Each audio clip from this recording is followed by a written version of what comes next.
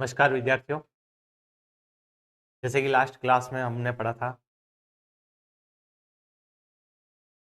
Spectral intensity, spectrum की तीव्रता और मैक्सवेल वोल्टेज मान का पुनः एक बार और डेरिवेशन बता देते हैं। मैक्सवेल वोल्टेज मान वितरण नियम, समष्टि वितरण नियम है ये। जैसे आपको बता चुके हैं उसमें कहाँ से आपको इसको फॉलो करना है और कहाँ से इसका यूज किया जाता है। समष्टि वितरण मैक्सवेल वोल्टेज मान वितरण नियम।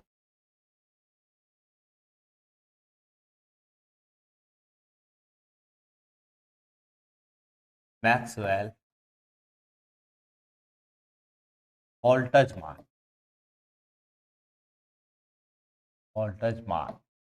वितरण नियम,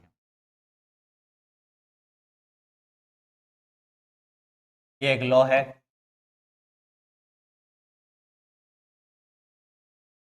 जैसे पहले बताया था आपको एन जे बराबर होता है इसमें कौन सी उच्चतम ऊर्जा अवस्था और एन जीरो होता है निम्नतम ऊर्जा स्तर। निम्नतम ऊर्जा स्तर और ये उच्चतम ऊर्जा स्तर। उच्चतम ऊर्जा स्तर और ये होती है निम्नतम ऊर्जा स्तर। एन जे और एन जीरो इसमें लिया जाता है अणु की उच्चतम ऊर्जा स्तर और अणु का निम्नतम ऊर्जा स्तर। यानी कि यहाँ पर जे बराबर जीरो होता है, ध्यान रखिए।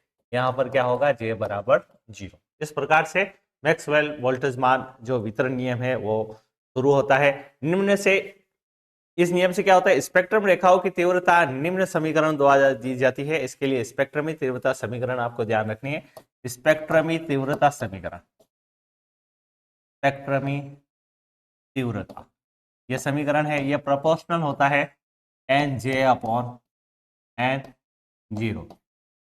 इसके लिए पूरी इसकी इक्वेशन होती है, पूरा इसका मान होता है, वो आपको ध्यान रखना है। बराबर होता है ये x potential minus E J upon K T के। ये आपको एक फॉर्मूला है जो ध्यान रखना है खास करके। स्पेक्ट्रमी तीव्रता is proportional to N J upon N zero बराबर exponential minus E J, ये ई जे लिखा हुआ है, ध्यान रखना, E J upon K T, E J upon K T. ये इसकी स्पेक्ट्रल जो रेखाओं की तीव्रता है उसका ये एक छोटा सा फॉर्मूला है जो ध्यान रखना है। यहाँ ईजे जो होती है वो स्पेक्ट्रल रेखाओं का ऊर्जा अंतर है। ईजे जो है स्पेक्ट्रल रेखाओं का ऊर्जा अंतर, स्पेक्ट्रल रेखाओं का ऊर्जा अंतर। और टी, टी जो है वो केल्विन में ताप है, केल्विन में ताप, ये टेम्परेचर है टी। और के एक स्थिरांक है, ध्यान रखना आपको, के एक स्थिरांक है जिसे सार्वत्रिक नियतांक कहा जाता है, जिसे वोल्टेज मान स्थिरांक भी कहा जाता है। के क्या है, एक स्थिरांक है, ध्यान रखना, के एक स्थिरांक है जिसे सार्वत्रिक स्थिरांक कहा जाता है, सार्वत्रिक स्थिरांक या वोल्टेज मान स्थिरांक भी कहा जाता है, वोल्टेज मान स्थिरांक भी कहा जाता है इसे। के सार्वत्रिक स्थिरांक या वोल्टेज मान स्थिरांक है, इसका कुछ वैल्यू होती है जो ध्यान रखना है आपको, 1.38 into 10 to the power minus 23 joule kelvin inverse. 1.38 into 10 to the power minus 23 joule kelvin inverse. 1.38 1.38 into 10 to the power minus 23 joule kelvin inverse. ये आपको खास करके ध्यान रखना है। ये एक सार्वत्रिक नियतांक है जिसे वोल्टेज मान स्थिरांक भी कहा जाता है। इस ये पूरा जो संबंध है इसे वोल्टेज मान वितरण नियम भी कहा जाता है, ध्यान रखना, इसे क्या कहा जाएगा, वितरण नियम भी कहा जाएगा। स्तरों में समष्टि वोल्टेज मान वितरण नियम के अनुसार होती है। जो स्तरों में जो अलग अलग लेवल होंगे उनमें समष्टि जो होगी, पॉपुलेशन, समष्टि को कहा जाएगा पॉपुलेशन, जो होगी वो वोल्टेज मान वितरण नियम के अनुसार चलेगी, ध्यान रखना ये खास करके। और ये वोल्टेज मान वितरण नियम जो था वो क्या था, आपको ध्यान है, ये N J upon N zero exponential minus E J upon 8, यही नियम है, यही नियम आपको खास करके ध्यान रखना है। एक्स पोटेंशियल का मान आपकी वैल्यू इसमें किस प्रकार से लिखी जा सकती है। एक्स पोटेंशियल की वैल्यू क्या होगी, एक्स पोटेंशियल की वैल्यू क्या हो जाएगी आपके, एक्स पोटेंशियल की वैल्यू होगी आपके B S C J plus one upon K T, B S C J plus one के upon K T, B S C जे और जे प्लस वन अपॉन के। इस प्रकार से ये ध्यान रखना है, ये एक्स पी इसकी वैल्यू होगी, ये वैल्यू इस प्रकार से रखी जाएगी। ये एक्स पी बराबर हो कि एक X P power B S C J plus one upon K T, ये इस प्रकार से वैल्यू है जो आपको खास करके ध्यान रखनी है। नेक्स्ट इसी में आगे इसका एक ग्राफ खींचा जाता है N J upon N zero का, N J upon N zero और जे के बीच में N J upon N zero का। देखिए इस प्रकार से बता देते हैं किस प्रकार से एक ग्राफ खींचा जाता है। देखिए स्पेक्ट्रम यहाँ लिया आपने N J upon N zero और जे के बीच में ग्राफ खींचा जाता है। जे जानते हो आप, पहले लास्ट क्लास पे पढ़ा चुके हैं, घूर्णन क्वांटम संख्या का मान है। जे जो होता है घूर्णन क्वांटम संख्या का मान होता है। इसकी आकृति जो होती है एक पैराबोला आकृति बनती है। इस प्रकार से इसे बोलते हैं परवलय नुमा आकृति बनती है, परवलय यानी कि पैराबोला।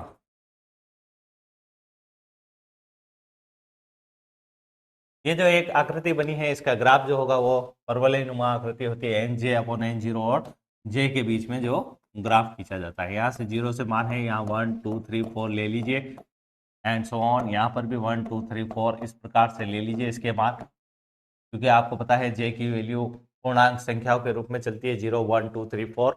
लास्ट क्लास में अपन ने पढ़ा था इसके बारे में। देखिए एक परवलय नुमा आकृति है, यानी कि पहले तो इसकी स्पेक्ट्रमी तीव्रताओं का मान बढ़ेगा, लेकिन एक लेवल ऐसा आएगा जहां पर एक पीक प्राप्त हो जाएगी, उसके बाद पुनः ये क्या होगा, ढलान की ओर बढ़ रहा है, यानी कि पुनः इसका मान कम होता जाएगा। ये ग्राफ क्या शो करता है, जो आप सुनिए इसे, एन जे और एन जीरो के बीच में अब और जे के बीच में ग्राफ खींचा जाता है तो ये क्या होता है, जे के अति निम्न एवं उच्च ऊर्जा स्तरों में संक्रमण तीव्रताएं प्राप्त होती है और ये तीव्रताएं क्या है, पहले बढ़ती है, अधिकतम पहुंचने के बाद पुनः घटती है। ध्यान रखना, ये तीव्रताएं पहले बढ़ती है, देखिए पहले बढ़ेगी, फिर यहाँ अधिकतम पहुंच जाएगी, अधिकतम पहुंचने के बाद क्या होगी, पुनः घटेगी। ध्यान रखना, तीव्रताओं का मान, किसका मान, तीव्रताओं का मान, यानी कि जे का मान। जे का मान क्या होगा, पहले बढ़ेगा, फिर अधिकतम होगा और फिर लास्ट फाइनली घटेगा। इस प्रकार से इसमें आपको लिखा जाना है, यानी कि इसको पुनः रिपीट करके मैं कह देता हूं, उच्च ऊर्जा स्तरों में क्या होगा, ये संक्रमण तीव्रता पहले कम होगी, फिर एक अधिकतम स्तर पर पहुंचेगी, फिर पुनः क्या होगा, एक वापिस घटते हुए क्रम में ये मिलेगी। इस प्रकार से ये ग्राफ है, ये इस ग्राफ को ध्यान रखना, इसे पैराबोला ग्राफ कहा जाता है, यानी कि एक प्रवलय नुमा आकृति होती है। अधिकतम तीव्रता जो होती है, सर्वाधिक तीव्र स्पेक्ट्रम के लिए जे का मान जो होता है वो किस प्रकार से लिखा जाता है, जे का मान ध्यान रखना, जे का मान जो होता है वो जे मैक्सिमम बराबर अंडर रूट के टी, जे मैक्सिमम बराबर under root K T upon 2hcb minus 2hcb minus 1/1। ये इसकी जे मैक्सिमम की वैल्यू है। ध्यान रखिए, ये एक छोटा सा फॉर्मूला है जो आपको ध्यान रखना है, जे मैक्सिमम बराबर अंडर रूट में के टी 2hcb माइनस 1/2। ये एक्सपोटेंशियल से लिया गया है फॉर्मूला। ये इस प्रकार से एक छोटा सा फॉर्मूला है जो आप लोगों को ध्यान रखना है, -1/2, यहाँ पर है -1/2। जे मैक्सिमम को जो लिखा जाता है वो निकटतम पूर्णांक के रूप में लिखा जाता है और इसे फिर परिवर्तित कर लिया जाता है। जे मैक्सिमम को निकटतम पूर्णांक के रूप में लिखा जाता है, जे मैक्सिमम को निकटतम पूर्णांक के रूप में लिखा जाता है, निकटतम पूर्णांक के रूप में लिखा जाता है।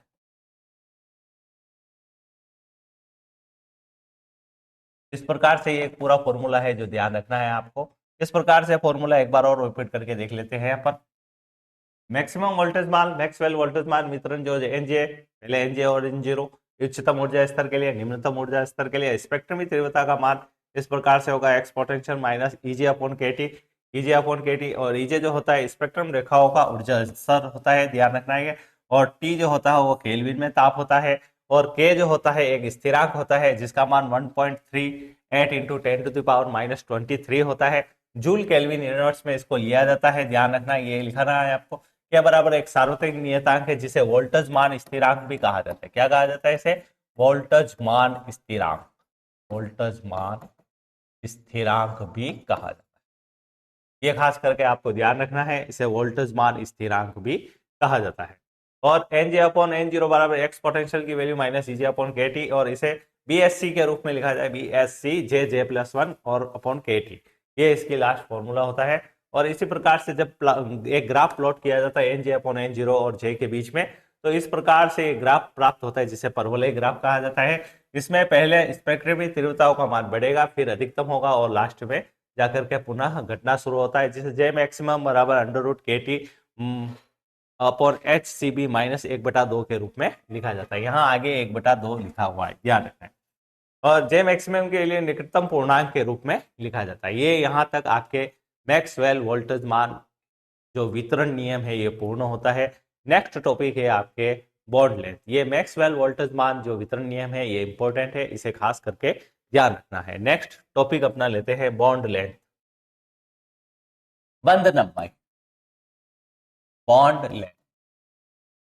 ये आपके सिलेबस में एक छोटा सा टॉपिक है। बॉन्ड लेंथ क्या होती है? बॉन्ड लंबाई बोला जाता है, इसे बंध लंबाई बोला जाता है। ये क्या होती है? सूक्ष्म तरंग स्पेक्ट्रम में द्विपरमाणु अणु जिनका निश्चित द्विध्रुव आघूर्ण होता है, उनके लिए अंतर्नाभिकीय दूरी या बंध लंबाई के रूप में लिखा जाता है। यानी कि आपने देखा था पहले जो दृढ़ द्विपरमाणु अणु लिए थे इस प्रकार से, ये द्विपरमाणु अणु लिए थे, इनके बीच की दूरी इस प्रकार से, ये R1 है और ये R2 है, ये मॉलिक्यूल ए है और ये मॉलिक्यूल बी है, इसके लिए M1 है और इसके लिए M2, इस प्रकार से द्रव्यमान है। तो इनके बीच की दूरी को ही अंतर्नाभिकीय जो दूरी है दो परमाणुओं के, उन्हें ही क्या कहा जाता है? बॉन्ड लेंथ कहा जाता है। ये खास करके ध्यान रखना है आपको। यानी कि सूक्ष्म तरंग स्पेक्ट्रम में, यानी तरंग स्पेक्ट्रम में द्विपरमाणु अणु होते हैं ये, जिनका निश्चित द्विध्रुव आघूर्ण होता है। ये निश्चित द्विध्रुव आघूर्ण वाले अणु है, जैसे मान लीजिए ये H है और ये Cl है। पता है आपको, जिनका द्विध्रुव आघूर्ण होगा उनको ये लिए जाएंगे, ध्यान रखना, खास करके जिनका निश्चित द्विध्रुव आघूर्ण होगा उनके लिए ये काम में लिए जाते हैं, निश्चित द्विध्रुव आघूर्ण वाले। ये खास करके आपको ध्यान रखना है, इसमें निश्चित द्विध्रुव आघूर्ण वाले बॉन्ड लेंथ के लिए क्या है? निश्चित द्विध्रुव आघूर्ण, जैसे HCl है, HBr है, CO है, NO है, इस प्रकार के मॉलिक्यूल्स आप इसमें ले सकते हो। ये ध्यान रखना है आपको, निश्चित द्विध्रुव आघूर्ण वाले मॉलिक्यूल्स आपको इसमें लेने हैं। ये क्या होते हैं? इनके द्विध्रुव आघूर्ण होते हैं जो अंतर्नाभिकीय दूरी या बंध लंबाई के परिकलन में सहयोगी होती है। इनके द्विध्रुव आघूर्ण निश्चित होने चाहिए, ध्यान रखना। एक फॉर्मूला आपने पहले लिखा था, I बराबर म्यू आर स्क्वायर। ये R जो है वो अंतर्नाभिकीय दूरी है, ध्यान रखना, अंतर्नाभिकीय दूरी, अंतर्नाभिकीय दूरी। आप इसे बॉन्ड लेंथ भी कहा जा सकता है दूरी, या इसे बंध लंबाई भी कहा जा सकता है। ध्यान रखना, दो परमाणुओं के ये द्विपरमाणु होते हैं, ध्यान रखना, खास करके क्या होते हैं? ये द्विपरमाणुक होते हैं, द्विपरमाणुक अंतर्नाभिकीय दूरी होती है। इसे आप बंध लंबाई भी कह सकते हो। आर को किस रूप में लिखा जा सकता है? बंध लंबाई के रूप में लिखा जा सकता है। ये खास करके सूत्र इसमें ध्यान रखना है, I बराबर म्यू आर स्क्वायर। म्यू क्या होता है? म्यू आपको पहले बता चुके हैं, म्यू इनका बीच का समानित द्रव्यमान होता है, ये म्यू होता है और ये इसका समानित द्रव्यमान होता है। म्यू का फॉर्मूला आप लोगों को पहले बता चुके हैं। म्यू का फॉर्मूला क्या होता है? म्यू होता है समानित द्रव्यमान, म्यू होता है समानित द्रव्यमान। किस प्रकार से इनका म्यू का मान लिखा जाएगा? M1 M2 upon M1 plus M2। ध्यान रखना, ये फॉर्मूला पहले बता चुके हैं, ये वही फॉर्मूला है, रिपीट है। इसी प्रकार से अपने पास फॉर्मूला क्या था जो आपने पहले फॉर्मूला लिखा है वो देखिए, I बराबर म्यू आर स्क्वायर, I बराबर म्यू आर स्क्वायर, I बराबर म्यू और आर स्क्वायर। ध्यान रखिए, तो आर स्क्वायर बराबर क्या हो जाएगा अपने पास? I upon mu. ध्यान रखिए, ये खास करके फॉर्मूला है। अगर आप इसको अंडर रूट के रूप में लिख रहे हो, देखिए इस प्रकार से होगा,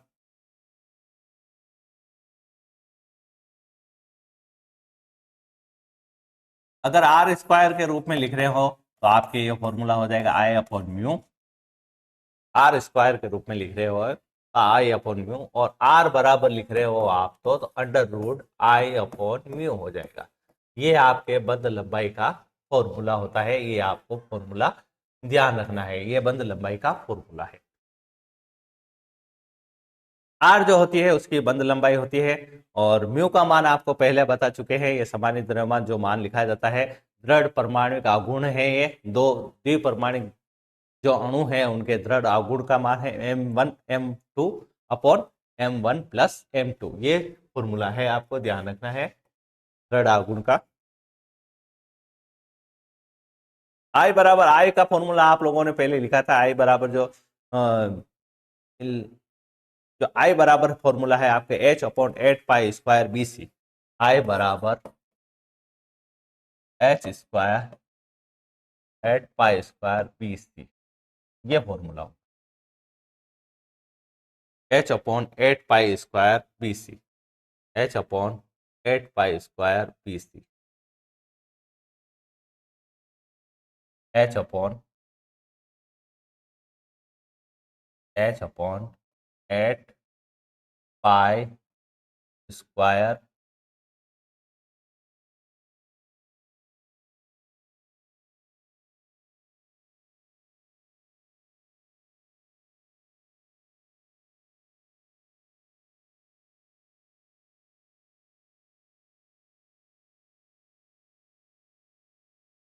पेज पे लिख देता हूं ये formula, h upon 8 pi square B C, I का फॉर्मूला क्या होगा, h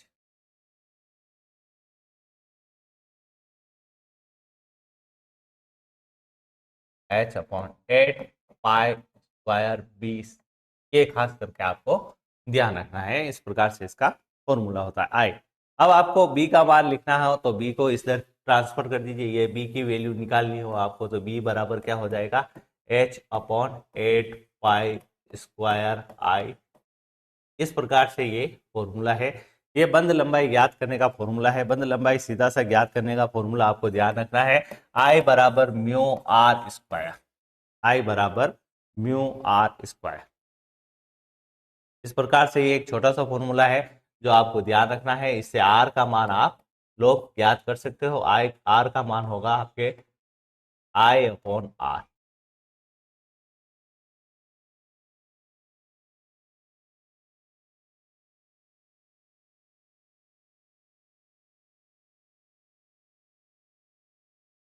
ये आपको फॉर्मूला खास करके ध्यान रखना है, ये है बंद लंबाई, ये है बंद लंबाई।